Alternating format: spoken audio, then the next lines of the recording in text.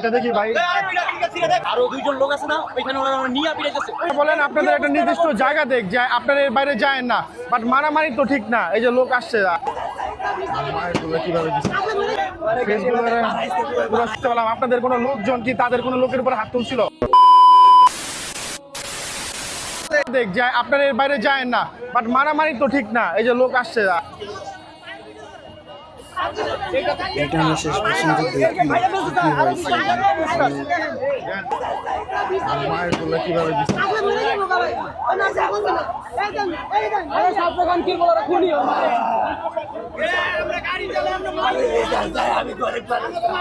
বিচার হবে ভাই, অবশ্যই বিচার হবে। এইভাবে মারাগুলো তো ঠিক হয় নাই। আচ্ছা, প্রথম থেকে কাহিনী একটু বলেন তো, মানে ওরা আপনার সাথে মারামারি কি প্রথমে এসে করছে না কোনো আপনার কোনো দোষ ছিল? চলে যাইতাছি, মানে আমাকে অটোলা করে বলে মারছে, মারতে পরে আমরা তো যাইতাছি, আমরা ধুমকি দিয়ে যাইতাছি। তারপরে আমার আইতাছি ধরে, মানে ভিতরে খুঁজতাছি, যেটা করে মারছে পরে খুঁজতাছি, কইতাছি ভাই ভাই উড়ে গেছে গা, বলাই ভাই জানগা ভাই, আর কিছু কইেন না। আমার কইতাছি তুই যাস টাকা মাথার তুই ওই আমার গেলাস কোথায় বাড়ি, আমার 5,000 টাকা আমার গেলাস ভেঙে লাগছে বাবা, ঠিক আছে।